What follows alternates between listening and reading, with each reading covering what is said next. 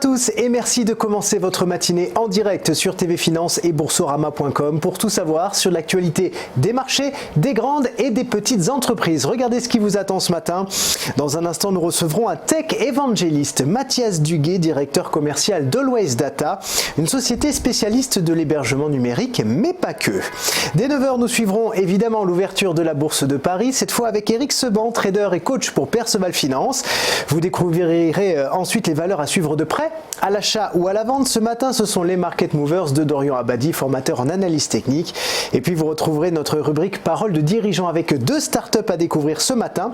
Scénario, représenté par son cofondateur et dirigeant David Keriba. L'affichage dynamique et la communication visuelle, c'est dans quelques instants. Et puis nous recevrons également Emmanuel-Marie Cardine, cofondateur et dirigeant de Travel Auction, une plateforme où chacun d'entre nous peut enchérir sur des voyages et diverses activités. Mais juste avant, voici les trois informations à retenir ce matin et on peut déjà vous donner les grandes orientations du prochain G20 qui se tient en fin de semaine, vendredi et samedi, au sud du Japon, à Fukuoka. Dans un document que l'agence de presse Reuters a pu se procurer, les ministres des Finances français, allemands, britanniques et italiens ont défini au nom de l'Union européenne des priorités de travail qu'ils vont proposer à leurs homologues des 19 autres plus grandes puissances de la planète. Parmi ces priorités et au premier chef, la résolution des tensions commerciale entre les États-Unis et la Chine, une guerre qui dure évidemment, qui pèse sur les marchés bien sûr et sur la croissance mondiale, avec d'ailleurs un point bas atteint ces dernières semaines. Selon ce document, l'économie mondiale pourrait et devrait rebondir modestement si et seulement si la guerre sino-américaine cesse ou s'apaise. L'Union européenne plaidera également en faveur de l'augmentation de l'imposition des fameux GAFA, Google, Amazon, Facebook et Apple. Et puis les 28 pays membres souhaitent également aborder la question de la régulation des crypto-monnaies comme le Bitcoin, l'Ethereum, le Maker, le Ripple, etc. et les centaines d'autres en fait qui existent. Notamment, précise le document, pour éviter qu'elles facilitent le financement du terrorisme et le blanchiment d'argent. L'affaire Carlos Ghosn, toujours au cœur de l'actualité ce matin. Un audit a été mené ces derniers mois autour de l'entité néerlandaise de l'alliance Renault-Nissan pour faire la lumière sur différentes dépenses jugées non conformes à l'époque. Une entité qui était d'ailleurs dirigée par Carlos Ghosn. Les conclusions de cette mission ont été rendues publiques hier soir et ont effectivement mis au jour différentes irrégularités pour un montant de 11 millions d'euros. Il s'agit de surcoûts de déplacement de Carlos Ghosn en avion, de diverses dépenses personnelles ainsi que des dons ayant bénéficié à des associations à but non lucratif.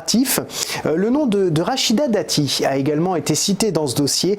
La députée européenne est soupçonnée d'avoir perçu des rémunérations opaques et occultes après avoir passé des contrats illicites avec cette société. Dans la foulée, le conseil d'administration de Renault a demandé aux représentants de cette filiale de mettre en œuvre toutes les actions judiciaires pertinentes sur ce dossier aux Pays-Bas pour obtenir des dédommagements. Et puis une nouveauté qui devrait ravir les amateurs d'automobiles et puis surtout les investisseurs qui possèdent des actions Michelin et General Motors. À l'occasion d'un sommet consacré à la mobilité durable hier à Montréal, le pneumaticien français et le constructeur américain ont présenté une nouvelle génération de pneus sans air comprimé, donc qui résistent aux crevaisons. Le communauté de Michelin précise que même sans air comprimé, le pneu peut supporter le poids et la vitesse d'un véhicule grâce à l'emploi de matériaux composites. Il pourrait équiper les voitures de série dès 2024. Et puis côté bourse, cette annonce a fait bondir les deux titres, plus 2,16% à la fermeture hier soir pour Michelin et plus 5,72% à Wall Street pour General Motors. D'ailleurs, il est temps de faire un petit point sur les bourses du monde entier. C'est du vert, rien que du vert. Hier, le CAC a clôturé en légère hausse, plus 0,51%, 5268 points. Belle journée pour le Dow Jones hier également, plus 2,06%. Le Nasdaq n'est pas en reste, plus 2,65%. En Allemagne, le DAX grimpe 1,51%, 11 961 points. Du côté de Milan, 7214 points, plus 0,41%. Et à Tokyo, le Nikkei gagne 1,70%. Et puis on va faire rapidement le point sur quelques crypto-monnaies. Le Bitcoin qui perd 1,41%. L'Ethereum 217 €, moins 0,87%. Quant au Maker, il perd 2,60% à 597 €. Voilà pour les tendances de marché. On revient tout de suite.